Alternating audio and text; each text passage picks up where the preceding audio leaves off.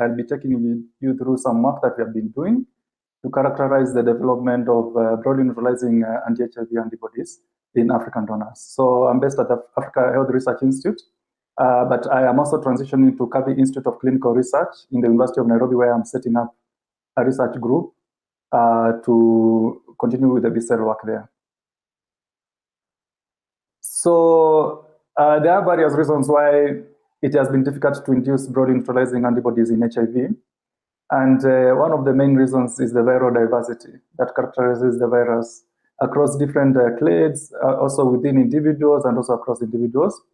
But then also the virus also has a glycan shield that protects the various sites of vulnerability that would be targets of BNAbs. And therefore BNAbs have to evolve to be able to navigate through that shield to reach their sites of cognition.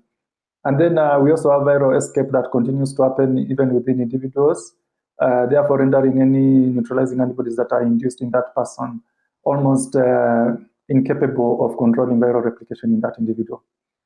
But then there's another aspect that is poorly well characterized.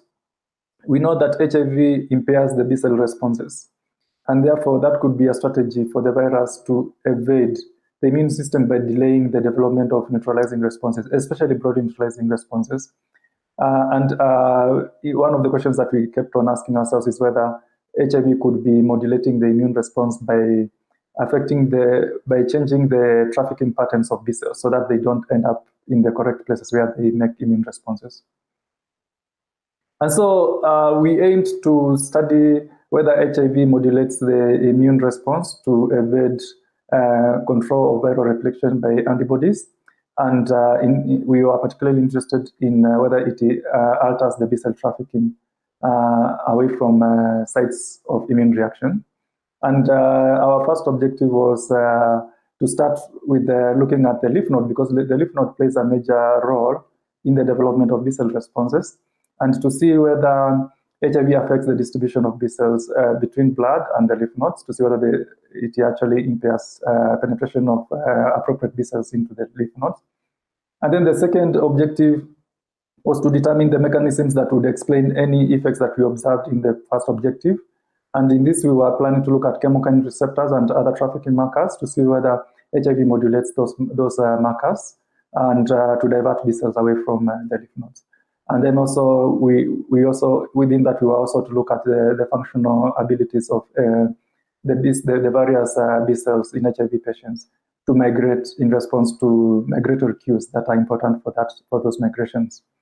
And then to cap it all, we aimed to look at whether the development of BNAbs could be associated with various B cell subsets that have superior trafficking profiles to try and see whether that could explain the link between our previous observations and the inability of most people to develop broad neutralizing antibodies. And so we had a cohort of 43 people, and in this cohort we had paired blood and lymph node samples, and some of them were HIV negative individuals, others had low viremia, and others had high viremia. And these people had fairly good clinical profiles and immunological profiles because even in the high viremia group, the CD4 counts were fairly good. And I think that it's good to keep that in mind when we'll be looking at the data later. And so the first thing to check by flow cytometry, we did this by flow cytometry, using the markers that the field has been using for characterizing B-cell subsets and characterizing the B-cell defects that are induced in HIV patients.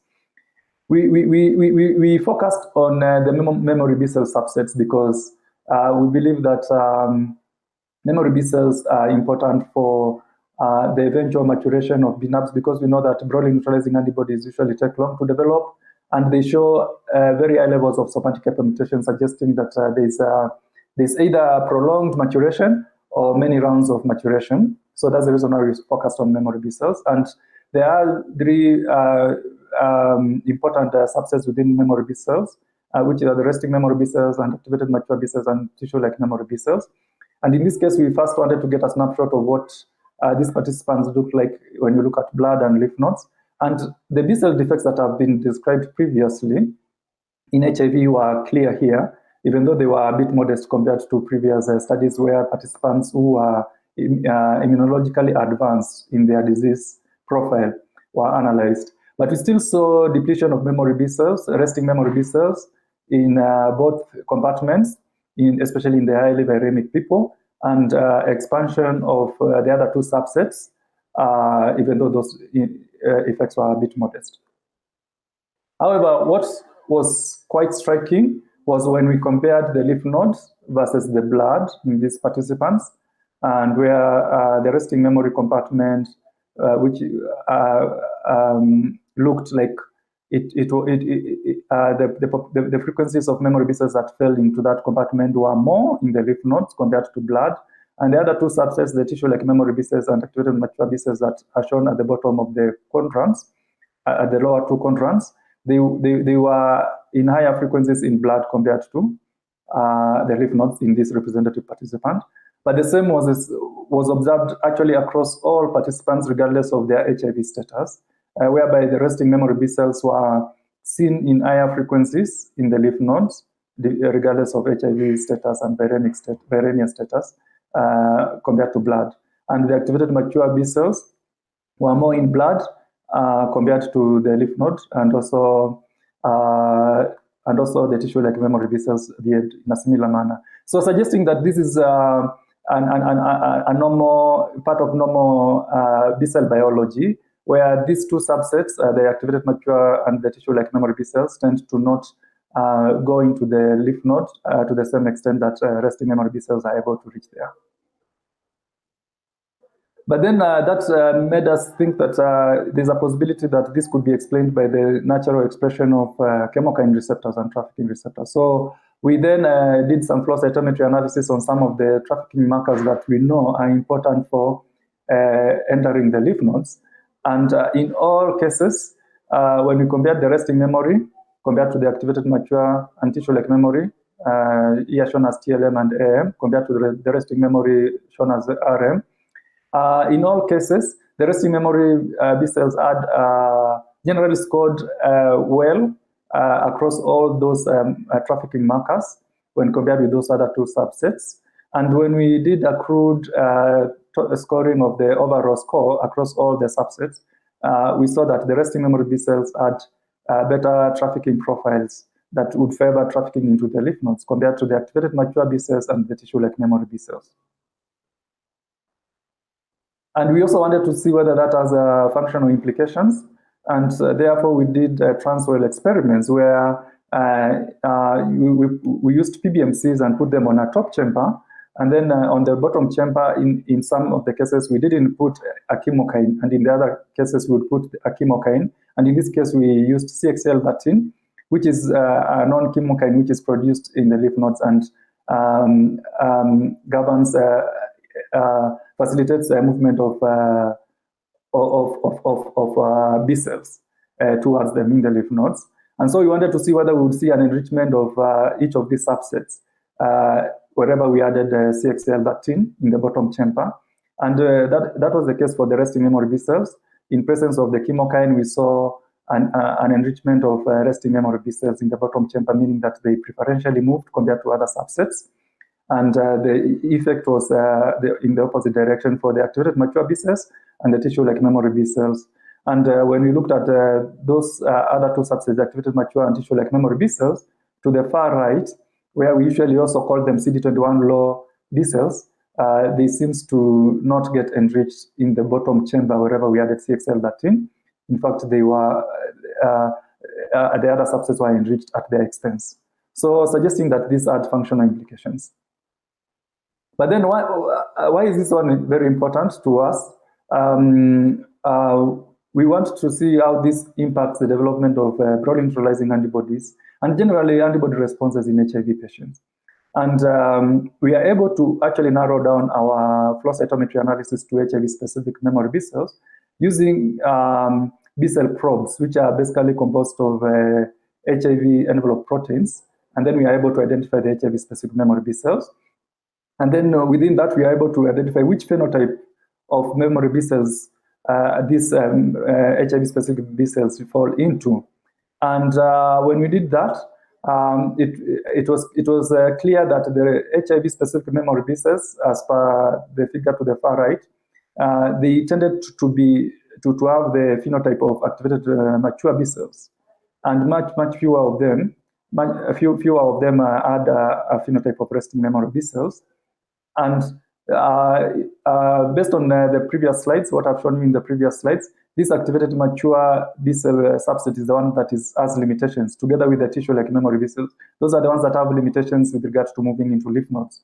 So suggesting that HIV-specific memory B cells fall in a subset, B cell subset that has limitations.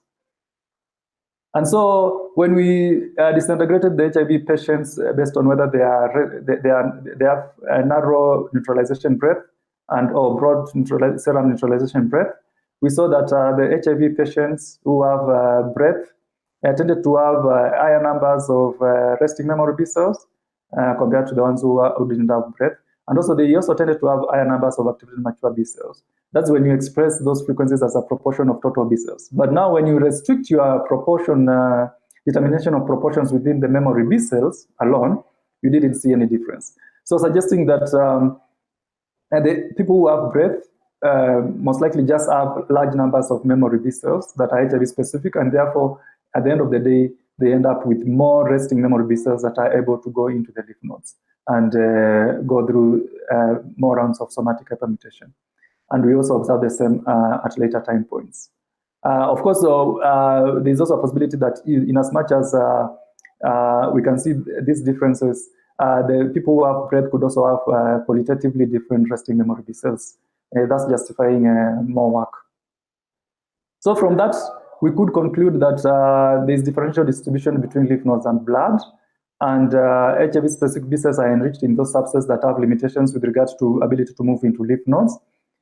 And although we cannot rule out also qualitative differences, further additional qualitative differences. And so the big question is whether HIV restricts HIV-specific, whether HIV-specific memory B cells are restricted from accumulating in lymph nodes, and whether that could account to our previous observations that DNABs usually develop in only a few participants. And so that brings us to another aspect of this work. So basically, the question is, those lineages, B cell lineages that develop into breadth, do they usually fall into various B cell subsets that have favored trafficking profiles, and also other aspects that could make them superior compared to them falling into other subsets that have inferior abilities to migrate to the sites of immune reaction? And to analyze this, we are planning to use a well-characterized a well-characterized cohort where we have several broad neutralizing participants in the HPP cohort. And these are the two that we have characterized to the largest extent. These are people who are followed up from acute infection into the chronic phase, and some of them developed breadth. So these are two people who developed breadth. And you can see that they had serum neutralization breadth within the first 2 years of infection. And so in one of those participants, we have actually already isolated monoclonal antibodies and isolated to pull out the broad neutralizing lineage. And we used a place-based single-cell sorting strategy. And this is a strategy that has traditionally been used in the field, where you map the serum, and then you use flow cytometry to do single-cell sorting into wells, and then you clone the immunoglobulin genes, and then you characterize them by doing neutralization assays or using the recombinant monoclonal antibodies. So that's what we did. And we were able to pull out one family that was highly expanded in that one participant. And in that family, we were able to identify one particular B cell clone, one particular B cell that was neutralizing, a neutralizing clone. There are others that we are still describing, characterizing, and there's a likelihood that some of the others will also end up being neutralizing antibodies, and others are not neutralizing antibodies. So this is the neutralizer, which we named HPP-VRC47, and it had a breadth of 47%, and it had a mutation in the variable gene of 13%. And so this will be a good platform to do this additional work, in addition to the second participant that we are still working on. And if time allows, we'll also do several other participants.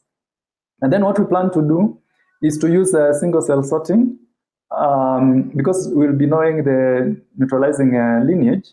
We can then use the 10x platform to generate a single cell cDNA, and then from that we can then split the cDNA and use some of it for gene expression analysis, and some of it for PDJ analysis, and some of it to also map the binding patterns of those various B cells based on surface staining with the oligonucleotides that are conjugated to various antigens.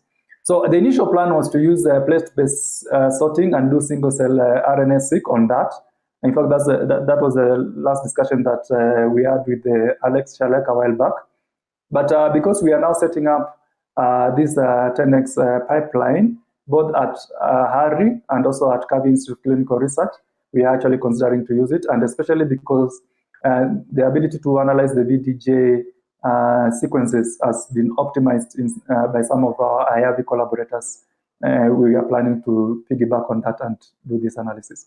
And then at the end of the day, we'll be able to identify the B-cell lineages that are associated with the breadth and pair that analysis with gene expression analysis, single-cell RNA-seq analysis. So I'd like to acknowledge various people at Harry and the University of KwaZulu-Natal, including Ndung'u, with whom I was doing the postdoc earlier on, and Bongiwe, who did some of the initial identification of these people who have PrEP, and with whom we are still working on this together.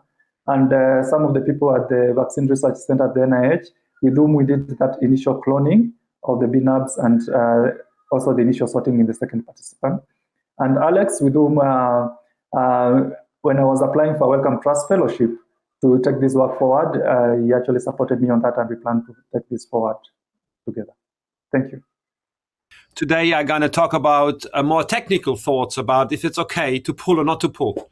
And basically, why is all this technical part coming along? 10x sequencing is really nice to do, and you can sequence up to 10,000 cells. So you can basically do the library preparation on the cells. Basically, first you're going to partition your cells with 10x, and then you make the tags on it. You know which one shows which cell. Then do the library preparation and the sequencing. The problem is it's quite expensive, right?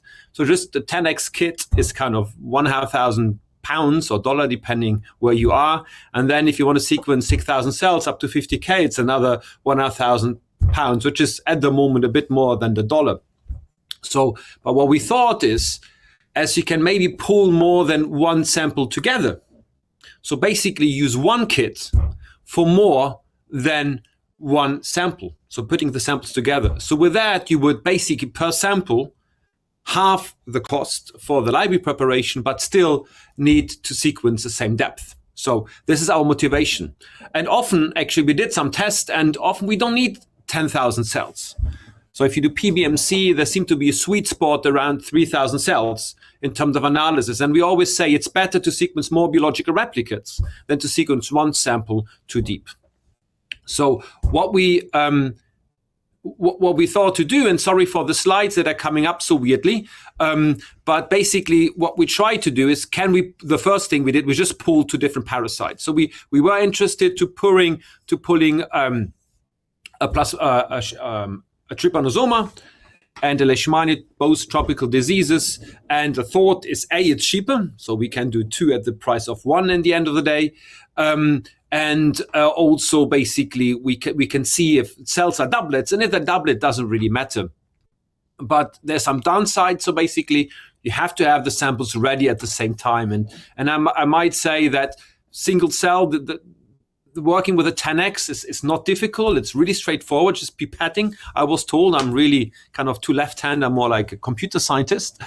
But the problem is, the longer the prep takes, the more cells are dying, especially if you work with parasites. So you have to have really everything set up beautifully. And the other problem we had, we wanted to publish one set of reads before the other. But anyhow, when we pulled into parasites, we can actually nicely see the split. And most of them are singlets, but some of them are doublets. But the nice thing is that we can still basically find the different data sets. So basically now, if you do the next slide, exactly. So you can see now here in the middle, if you go one slide up, please, you can see basically that in the middle are doublets. That basically what happens is two parasites are together, but it doesn't matter because the data are so different. Although we have 14,000 cells, we are able to basically to put them apart because we can split them apart. If you do next slide, please. So basically, what we're able to show is that we can mix two parasites that are different, and it's nice. But can we mix the same parasites? So can we basically have Plasmodium falciparum, the malaria parasite, and what we did, we mixed two known parasites. And the nice thing is I generated the genome, so I know the genotype. And what we did, we sequenced them, we pulled them together. And again, we were able actually to put them apart. It was cheaper. We had more biological replicates. Again, everything needed to be on time at the same time, but it was all done by one person. It was not an issue. And obviously, we needed the known SNPs. And what we did, we used then, if you do next slide, we used a tool called, you see the paper in a second, so a multiplex sequencing. And with that, we just run it. And we're very happy because we shared basically we halve basically our price. If you do on the next slide, please. The problem is from time to time, how noisy is it or not? And obviously, there's always a danger here that in theory everything is perfect. But bioinformatics, and especially in if you don't have perfect settings like in 10x or in other big papers, things seems to be a bit noisy. So this is a code, how you load basically the DMUX data. And if you do the next slide, you could see then the first runs we basically had, you could see that 54% were doublets. So obviously we thought, wow, PhD student did a bad job, but got a grumpy PhD student. And actually we were wrong because we did the SNP calling in not conservative enough. So very important for this tool that you have a very conservative SNP calling pipeline, that you just use the right signal. And once you set it up, if you do the next slide, please, you can see that this actually goes down to 20 to 24%, which is still a lot, but to work with Plasmodium parasites is quite tricky. And the same approach, next slide, for a different run actually had it already down to basically 10%, which is actually what you expect with so many cells, up to 10% of doublets. So overall, we conclude that if we have two different genotypes and we know the two different genotypes, it's reasonably straightforward to split the data. That was our results when we did that a year ago. So next slide. But what happens actually if you don't have the genotype or you have the same person again? And there was this nice work done to see in the paper below called cell hashing, HTO. Next slide. If what you have, basically the idea is you have an antibody. And this antibody basically against the surface protein of a cell basically attaches. And what it has, and the trick is it has an antibody with basically the name. It's just a sequence. We know this specific sequence, antibody barcode. We know which barcode is, but then it has a poly-A tail. And what this poly-A tail does, if you do next slide, you can see, I can't split with the mouse, I guess, but basically the antibody labels, for example, you have the green antibody and the orange antibody. So you label your cells. This goes in within the 10x. And they get captured basically within the same library preparation in the cell gem. And what you have here, you lyse the cells, and then you can see all the RNAs from the mRNA basically being captured at the beat. But you can also see the black and red box, which is actually the poly-A tail plus the adapter barcode that also get basically attached to the poly-A tail, poly-DT tail with a poly-A tail. And then when you do the normal 10x amplification, you get actually, and you have to split it, you PCR, but you get basically a signal from this antibody, which tells you from which cell this is. So you have basically a label saying, oh, I'm the red antibody.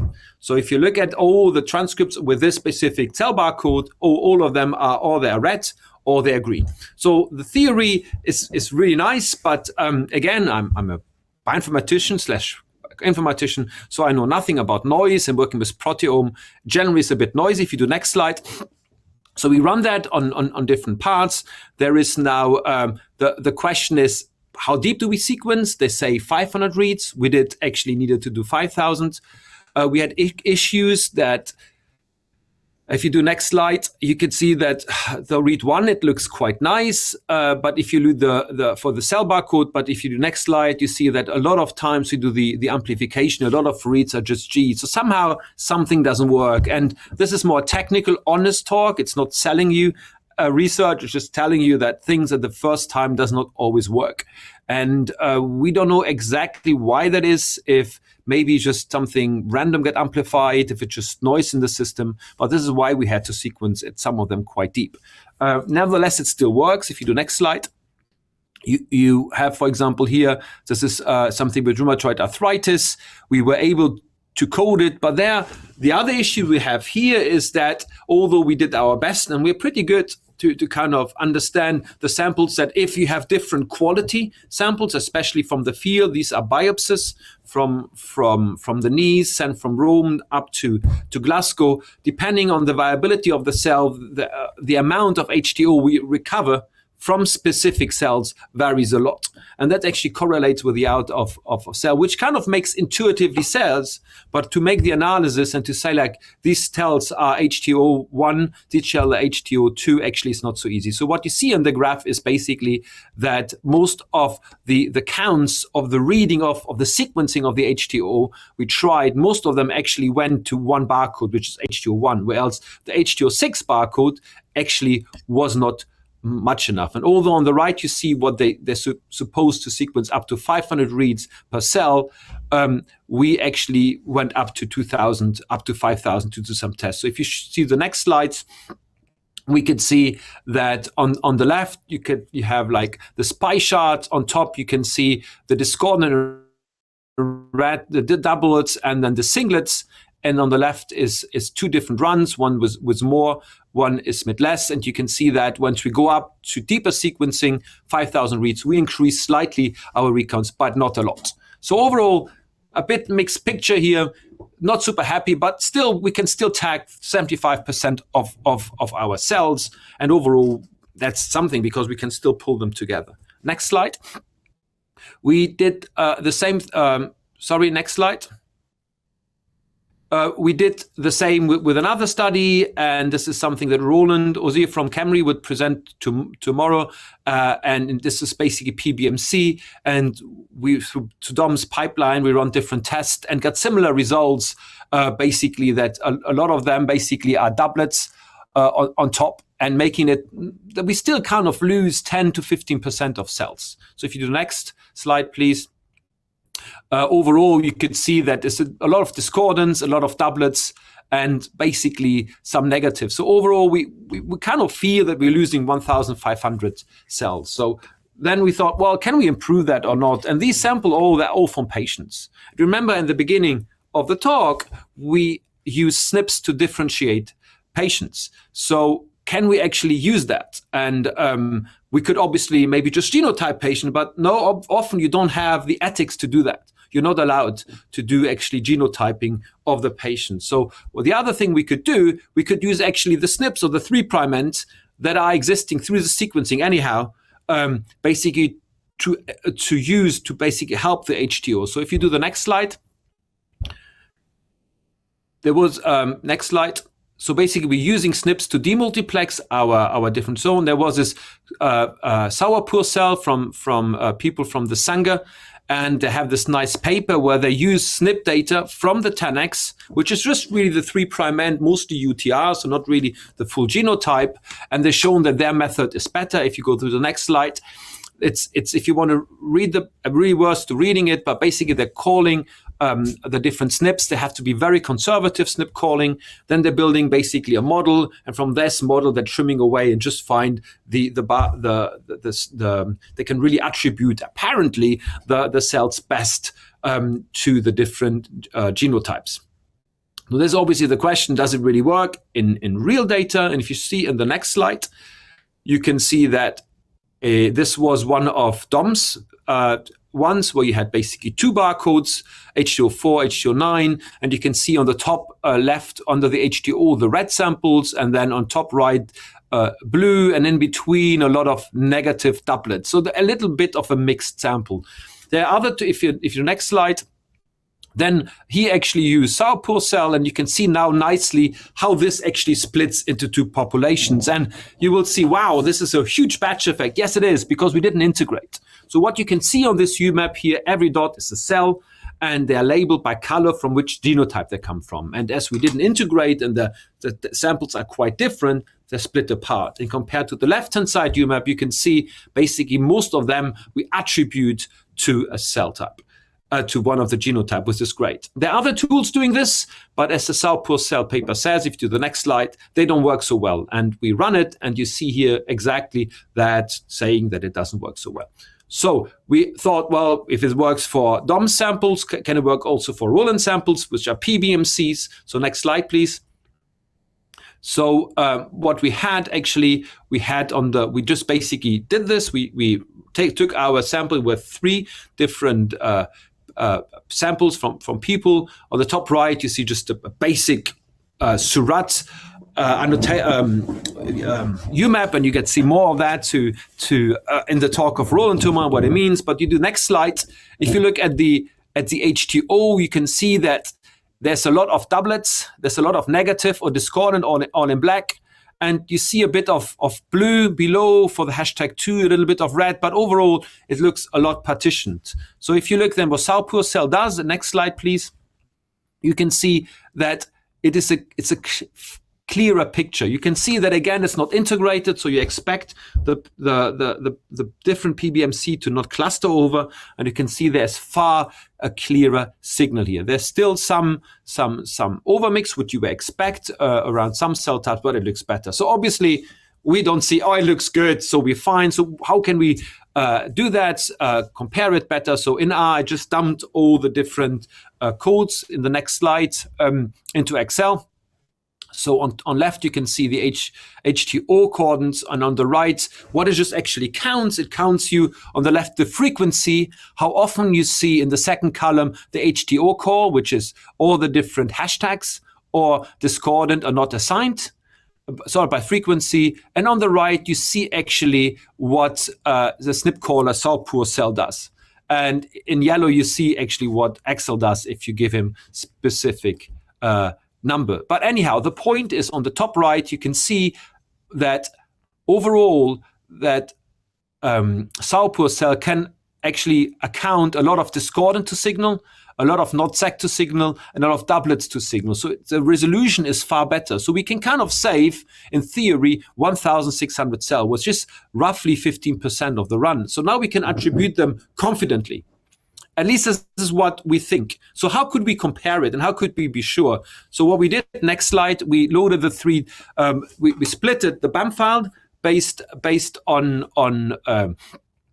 the HLA locus, because we know it's very polymorphic. Next slide, please. We splitted the BAM files for the different patients. Number of patients, there were people who healthy people, and you see here the HEL, we see very nicely, it's a perfect run, it's a right-hand side 3' UTR enrichment, and then all this lines are basically SNPs of this specific person. If you zoom in, you could see now that the SNPs, the heterozygous SNPs, split really nicely. Next slide, please.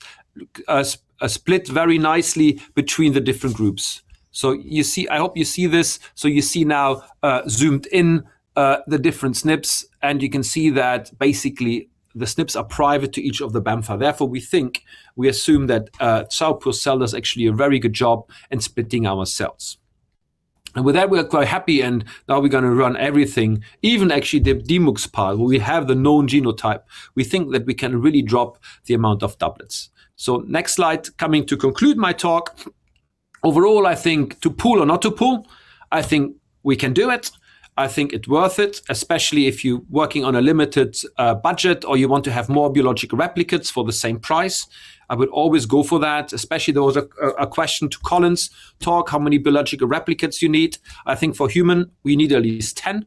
That's what you should aim. And obviously, if you need 10, two groups, here we're looking at 20 runs of 10x. So that's basically a lot of money. It's more than my house. But if you put it together, basically you can barcode. It's still expensive because you still need to do the sequencing, but you can pull up to, let's say, 4 samples per group, up to 3,000 to 4,000 cells. You overload slightly, but basically you can do it. So technically, I think it's a good way to get more biological replicates. And in more details, if you have the known genotype, obviously it's easier. If you do HTO because you have to, for example, you have a condition over time, you might lose up to 15% of ways to not able to do it. If you have unknown genotypes, but from different patients or people, what you can do, you can basically do a low-level HTO to kind of find the main group. And with our poor cell, basically you can then pull them apart and you just know which one is which. So overall, hopefully answered the question to pull or not to pull. Okay, with that, I would like to acknowledge all my collaborators, all those who generated the data. Especially Domenico, who is a postdoc in Mariola's lab that I co-supervised, who did all the pipelines, obviously would like to fund her. And maybe point to your attention that we have an African Bioinformatics Network where we do regular training and also some talks from time to time to show a little bit behind what the analysis is doing, with the next one being coming Monday with Colin's talking. So drop us a line if you want to be invited. With that, thank you very much for listening. I would just like to take the opportunity to remind you of the sessions tomorrow to join us for day 2. It's starting at 11 a.m. GMT. There's quite a number of sessions. There are 3 panel sessions in particular. So I'd like to just encourage everyone to be prepared also to come with questions for the session for the panelists tomorrow, as well as, of course, to listen to all the presentations. So I'm not going to go through that list, but I think you can see. Also, I just want to remind you of a social media engagement. Please visit the social wall for the meeting. And also, if you want to join the conversation online, you can use that hashtag HCA 2022 Africa to communicate and to follow the conversation as well as communicate. If you haven't yet filled out your online profile, please do so on the website, on the conference website. You can log on to the platform. And as you can see there in the top right-hand corner, you click your avatar image and get to the drop-down menu and click the edit profile, and then you can enter your details there, and don't forget to obviously save once you're done with editing your profile.